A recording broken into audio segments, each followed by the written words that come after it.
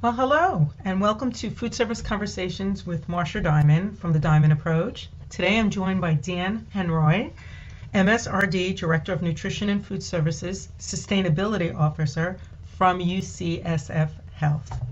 Today, Dan and I are going to explore health and wellness as an intricate part of a consumer and patient life, and how food is increasingly considered a form of medicine and is getting just as much attention in the process of healing. Dan and his team have done unbelievable stuff within their organization, within the retail, the vending, and patient, to really get themselves to a first-class foodie experience. I am honored to have Dan, who's also a friend at this point in my life, to be part of this, my first conversation with food service. We should call it food service chat or fireside chat, but maybe next time. But you have been described, Dan, as a superstar. You have won so many awards: sustainability, food service, excellence awards for yourself, and many for your department. Tell me a little bit about yourself in the sense of how did you get started as a foodie, an RD, and a techie? Because that's when I think of you, as a foodie, RD, and a techie. Like many people who got their start in the food business, it was really that first job as a teenager. And in my case, it was frozen custard. It was a unique place in St. Louis where I grew up, and it was a very popular place, particularly after St. Louis Cardinal baseball games. And I just worked my butt off and understood the importance of standardization and training and just really hard work. And I think that family-owned business kind of taught me, the importance of customer service and taking care of people and things like that. And then in the winter, it was the biggest Christmas tree lot in the city as well. So I sold Christmas trees. So they paid well for their wages at the time, and so it just sort of resonated with me. And I worked there actually all the way through until graduate school. And so then when I went away to my undergraduate, I really wasn't quite sure what I wanted to do, and I explored a number of kind of health professions that were there, and did some exploration. Things didn't really sort of click, and then I went, and there was a program on campus at Bradley University that said, if you have trouble figuring out what you want to do, here's some counselors for our undecided program, or they call it the academic exploration program. And I went and talked to them, like, well, go talk to this professor on campus. And he had just won Professor of the Year. And I set up a meeting with him, went in for a brochure to the home economics department.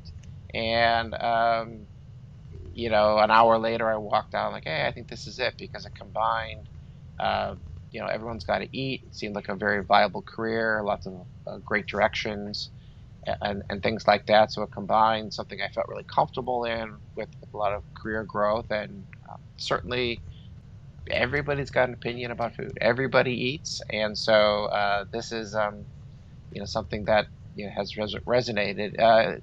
When I was growing up, I was probably one of the first kids. My dad got us a IBM PC Junior. And so I've just had technology like ever since. So I'm dating myself massively with that revelation. But I've just been very blessed to be able to combine, technology, food, nutrition, and very related fields together during the course of my career. I tell our dietetic interns, because we have a dietetic internship, I never would have predicted doing most of the things that I've done in my career.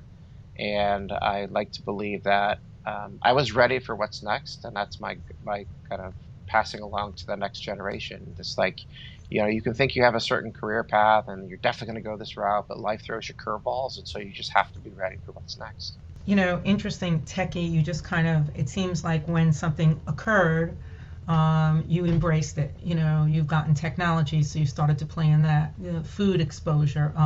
You said that, the Christmas trees, but that was the flexibility and the agility of you. You didn't say, oh, it's not food, I'm not going to do it. The agility is you adapted for an economic reason, but also you felt valued as an employee there as well from economics. Absolutely. As you moved ahead and you took this philosophy with your work, as you move forward with your agility and so forth, how did those strategies affect you in your operation, from the quality and food prepared for your customers? How did those, I'm sure from your family and then when your work ethics, but how did you carry that through? And even though you say be prepared, you still have to have some things that are really going to keep you grounded in a way.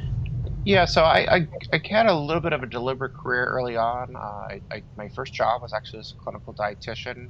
I knew that probably wasn't my calling in the profession, but I felt like that the best time to do is when everything is still fresh and I'm coming right out of my program and all that. And I landed at a great organization that's now called North Shore University Health System, right outside Chicago in Evanston. And it was a great foundational experience, but I knew at some point I wanted to cross over into the food side of the business. So the prospect of teaching patients, teaching their families, everything from cabbage patients to massive heart surgery to newly diagnosed pediatric diabetics. So you're teaching not only to some extent maybe the patient, but mostly the family with this massive new life change. You can just see the power of food. So we did. I jumped from there and went to Rush University Medical Center. I really liked the idea of being sort of this consummate learner, and North Shore University was affiliated with Northwestern. Rush is actually affiliated with Rush University, and that department had an internship. They were part of the College of Health Sciences. And there were some people there at the time, some of my mentors who were actually publishing in the Journal of the American Dietetic Association, what it was called at the time, Hmm. um, but also in other journals, and saying we want to kind of come up with what's best practice. We want to do that applied research, and I think that's kind of been a constant in my career. I've always worked for some institution of higher learning, directly or indirectly, pretty much every place that I've been. And so it was easy to sort of apply some of those new challenges, new threads, new learnings into, if it doesn't look good, if it doesn't taste good, if it doesn't smell good, then you're not getting the benefits of the nutritional elements of the meal. And then just I liked the challenge of having to produce 800 meals at 6 trays per minute and crank it through, send it 2 city blocks over, and how can we make it the best it can possibly be? Pretty naive at the time because there's a whole lot that goes into that. And probably the biggest thing is just learning about people management. And I think every professional goes through that, or most of them do, in terms of how do you manage people to help achieve those goals, get them on your team, get them on everybody, having the same set of standards. And that's probably been the big balance that I've had, and learned really early on that if you don't have people on your team that are pulling in the same direction as you, having clarity of the goals and the mission and the obligations that you have, you're not going to be successful. So it's very important to make that investment in people and in systems to do that. Probably those are the two key learnings very early on in my career. Invest in people and invest in systems, and it has to be standardized. That skill set, that character trait serves well in managing large, complex systems that are geographically dispersed and have, now infinite levels of complexity compared to when I started my career. So you mentioned about labor and you mentioned about getting the best food out there. So what would you describe as your food philosophy with your personal food philosophy coupled with what you want to kind of express in your operations? And that's going to lead to my second part of the question is what are some unique trends in your operation, your healthcare that you want to impart to help people change that view of healthcare food service. So there's a food philosophy and the healthcare view component of it. Yeah, so I think it's two kind of tenets on my food philosophy. Great food plus great service plus a great place to eat in equals a great dining experience. That's the aspirational goal each time. And then you have to be able to apply that to a patient dining program or a retail food service program. And then it's different when you're a sit down cafe versus a coffee shop versus a kiosk versus a vending solution, for example, or a catering program. And I have all three of those lines of business at multiple campuses, and really have tried to stretch things out. And then the second part is sort of I believe that people, especially now, probably more than ever, what this idea of what I call food and nutrition transparency. They're more interested than ever as what literally is in the food, And some of that could be from a nutritional perspective. Some of that could be from how the animal was raised. Is there something sustainable about that? And that term sustainable is very broad. It could be on many, many, many different things. So we aspirationally on our team try to provide as much information as we can. Oh, this is where the farm who raised the crops. Here's the type of farm. It was grass fed, grass finished beef. There's all kinds of things that you can do. And so if you build systems to reliably do that, then it's not as hard as what maybe some people think it is, because they think it's something extra work that maybe doesn't provide value.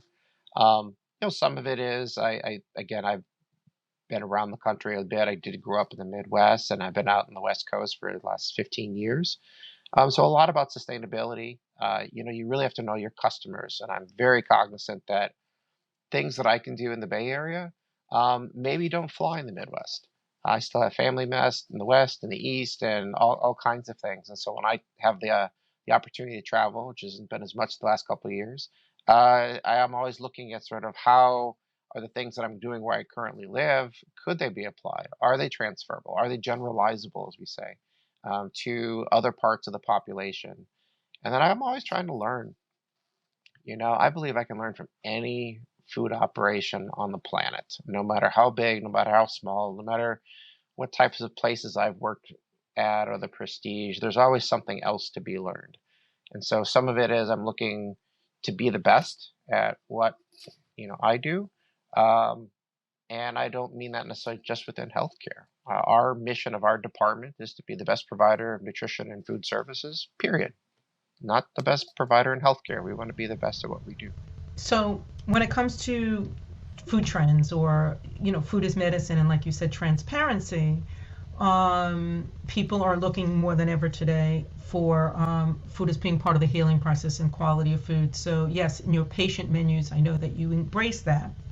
And you're transparent, you have a website and that shows that. But the diversity of food, the food trends, for example, plant-based, I know recently, and you were a prize-winning burger and the best burger in the area in San Francisco, compared to every aspect of markets, every food service market. So if you're the best burger in the area, what does that say for you and your operation? It means by one outlet's measure, we've achieved our aspirational goal at being the best, because it's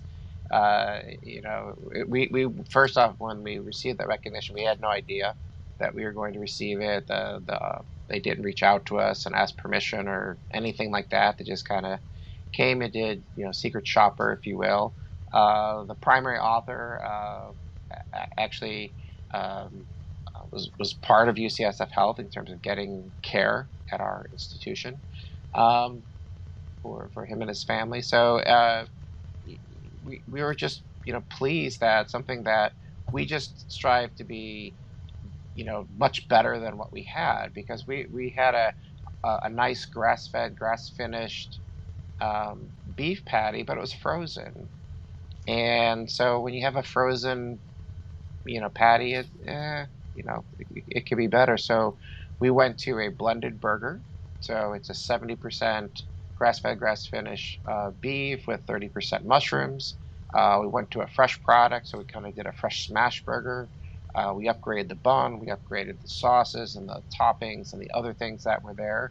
And so we did that because we were trying to be looking at our sustainability. We're part of the Cool Food Pledge, which is an effort being led by the World Resources Institute and other partners to basically estimate greenhouse gases from the food that people buy. And in our case, people being large food service operations, restaurant chains, et cetera. And so we had eliminated or greatly reduced a lot of beef. And so burgers were kind of the last thing. So we ended up getting a much better food quality product, because when we made the change, we did it in a day across all lines of business at 3 campuses. And we actually had that burger program in place for 5 years by the time we got the recognition.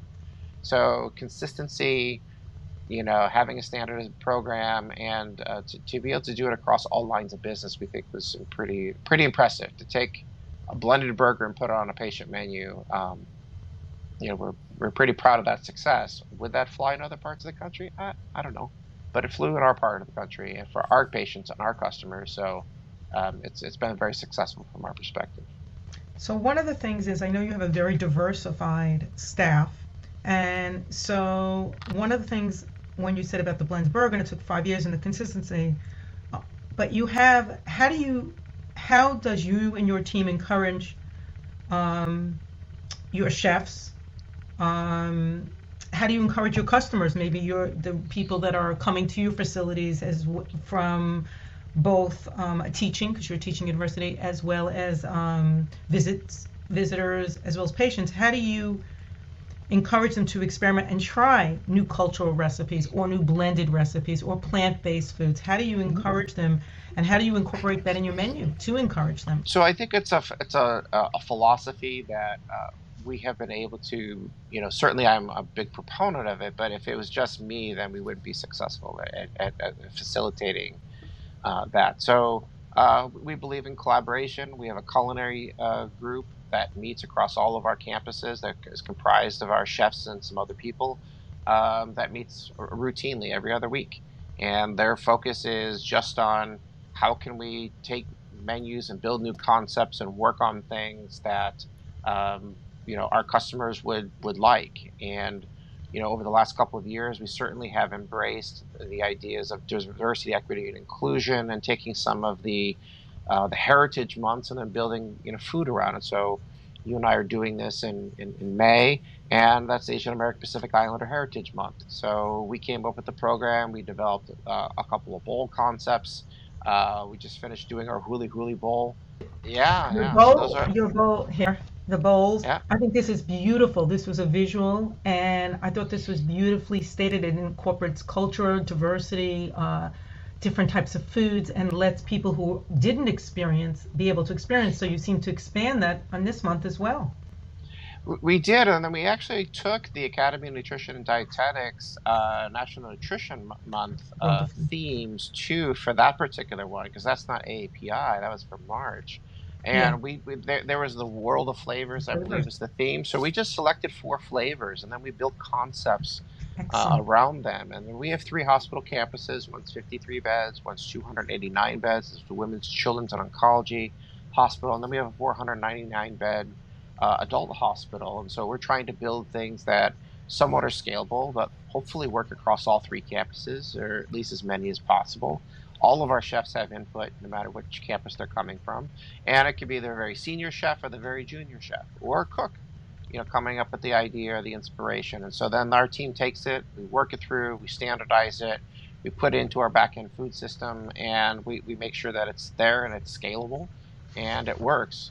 And then you got to tell the story. And I think that's sometimes that particularly non-commercial food service operators maybe have lots of opportunities to grow. And I think we certainly still do too. But we've had a relationship with a kind of an all-in-one graphic design, marketing, website design company that's probably been some of the best money that we've spent to do that. But also, we had to stage the photo shoot to do that collateral that you showed on screen. We had to get it done in advance so that the collateral could be built and put on digital signage and posters and whatever else we wanted to do for that. So the discipline of having a group meeting every 2 weeks on culinary, another group meeting solely on the patient dining program that's doing everything from service and menu, that is again multidisciplinary in terms of chefs and Mhm. dietitians and food service professionals. And then we have a separate group that meets every other week from the culinary group. So 1 week the culinary group's doing the menu concepts, more back of the house, more food focused. The very next following week, the retail group, i.e. the front of the house group, how are we decorating for that particular event? How are we marketing and promoting? And in some cases, we're talking about food and menus and things the chefs are doing. In some cases, we're just talking about what's the next snack line we want to bring in and how are we doing this. And these groups, which we've had for quite some time, have been sort of key to our success during the pandemic, because we've had all the supply chain issues and those types of things. So if we're seeing trends in the marketplace that we feel like we need to pivot from, then we do that. The other part is just, resources are so limited and precious. So we don't like to cycle our menus. We actually try to build what I'll call sort of homegrown restaurant concepts, and then have a brand that is homegrown, but then create things within that brand that are, add some level of diversity and trend and infusion of flavors and all of that. And certainly plant-based has been one of those. Most of our concepts are built on either a uh, kind of a poultry protein, a sometimes pork, tofu, or no protein, whatsoever. And the idea is we can build it. We can build it for you as the customer to your likes and dislikes, and have had a lot of success in being able to sort of build your own, do your own, type things that have ethnic infusion of flavors and other things that are on trend. What I hear is adaptability with many of those ingredients and maybe having the same bases and then building upon there so that people can have more inclusion of flavors, trends, more things that they want. The plant-based, everything from types of oils, herbs, and spices in that way. Is that correct? Yep, we run it for a while, so that we're hitting so many people. Because if you cycle your menu, then you're perpetually having the challenge of letting your customers know what's on the menu, and sometimes that's necessary, and you can use technology to dynamically publish menus and some of that. But depending on your institution or your organization, your customer base, you got to figure out what works. And so if we spend all this time and effort to pop up something new, we need to let it run for a bit, let the word of mouth get out, because even in this day and age, in my organization, with all the technology and the emails and the text messages and everything else, there's still, it takes time for things to sort of catch on. So we'll run some of our restaurant concepts. We'll pop them in for about 2 to 3 months, sometimes a little bit more, and then we cycle them out. And we listen. Yeah, we hear the people. Oh, we really wish you had that. It's coming back. Don't worry about it. But we do need to kind of keep it fresh. And how do you judge success then? What is success to you in bringing in a new trend or a sustainable trend or even plant-based trends or whatever protein you decide to bring in on that menu? How do you judge success? I mean, maybe it's economics, but what else is it? Maybe that's the driver, but We're pretty old school. I mean, it's talking to customers. It's seeing plate waste. It's looking at sales, looking at counts. The chefs do a mhm. forecast on how many portions they're going to do, on it, and are we hitting that number? But we're trying to get more sophisticated about it so that it's not just, we're forecasting differently for the same menu item on a Monday, which is a lower sales day for us compared to a Tuesday, Wednesday, or Thursday, which are much higher, in that. And sort of we really pride ourselves in knowing the trends of our customers, when we're going to get rushes, not have rushes, what days of the week, and how they're in fact different. And the pandemic, I think, has challenged all food service operators to really sort of recalibrate, and maybe trends that you got very used to and comfortable with. You're still not seeing the volume, that's there. And we certainly have had our challenges in terms of the organization saying, um, what resources do you have? Why can't you be open longer? We're dealing with staffing every single day, like everybody else. So how do you kind of keep the lights on and do the best job you can on serving people while also still trying to take care of your team, which has been more important than ever, because now you're seeing labor challenges. You're recruiting, retaining people has so much more importance, now more than it ever has as a result of the pandemic. I hear you say that taking care of your people, your teams. And so let's take it from your team approach as well as your staff within the whole operation. Do you find that they're recognizing food more and more within your team because your team sometimes the shoemakers kids, the saying of going without, they give it to everyone else, but they don't do it themselves. So we're talking about your team and the staff. How do you find they're recognizing that food can have a profound effect on their health, longevity, and well-being? Obviously, COVID has illuminated a lot of things when it comes to eating better and in addition to being safe and food safety and etc. But do you feel that within your own team, by offering these kind of things and by doing these kind of transparency among your teams and including people, have they stepped up and been able to choose better? The recognizing that food can make a difference in their health, in maybe sustaining them from an energy perspective, from a nutrients perspective, from a longevity perspective, as part of the healing. Obviously medicine plays a role, vaccines play a Sure, role, but sure. this is an additional component of it. I don't know if we've quite flipped the switch just yet on people seeing that. We as a department, as a leadership team, certainly believe in the idea of food as medicine. Hmm. And our team members with their union contract have a meal benefit, and they get a card with money to be spent for meals, and so they're eating our food. They're giving us their personal feedback. They're telling us, what they like and don't like, if we think this is on trend or not on trend. Have they always made the connection on food as medicine themselves? I don't know, we're quite there yet, but they certainly hear it over and over and over again. Our formula for success, which I would talk about in my food philosophy, the idea of food and nutrition, transparency, and then they can also make suggestions as to other ways to tweak a program, to other lines to bring in, other things that are on trend from their perspective. A lot of it is still having conversations about food insecurity, in this day and age. And so, great, this is on trend, but if it's very costly, then you still have to be able to learn how to cook, and you still need to be able to do that on a budget.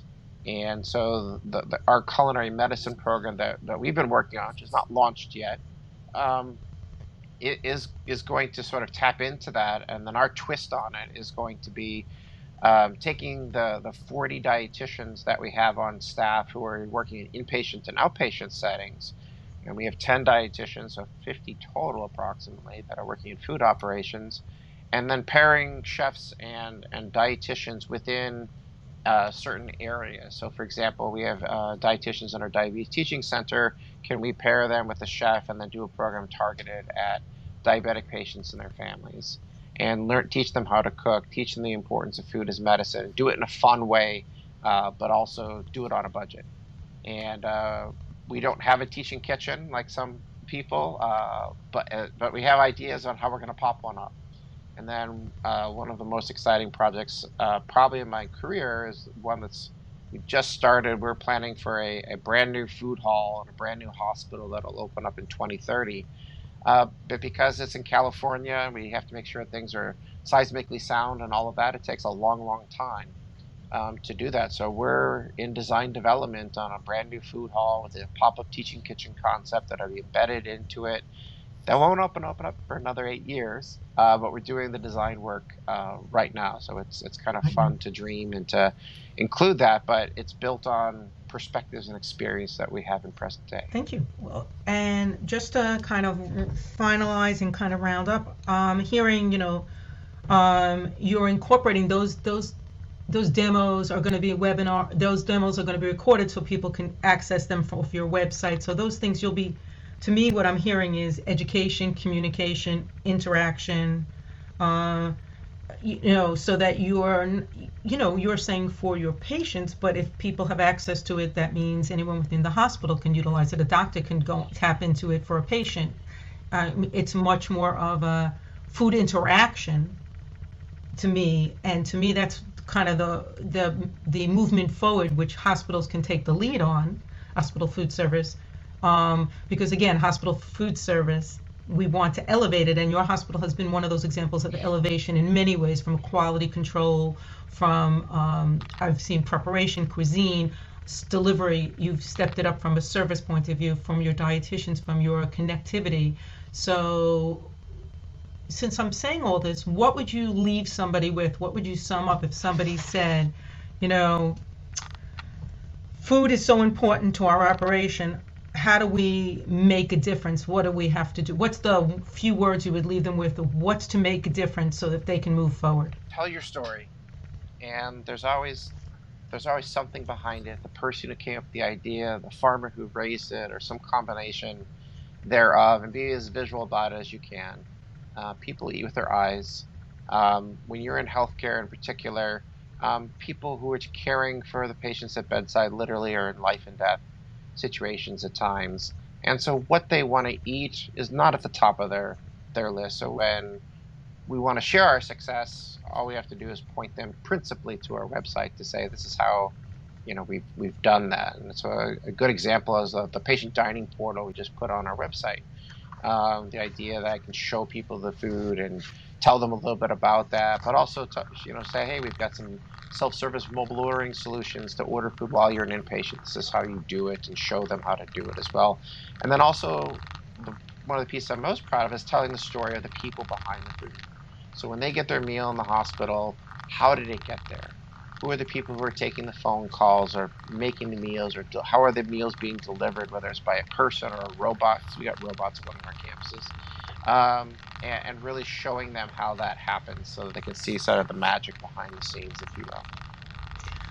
Long answer to your question, but No, no, The Magic Behind Healthcare by Dan Henroyd. I think that's beautiful. I think that's the way we should finalize it. The magic behind healthcare.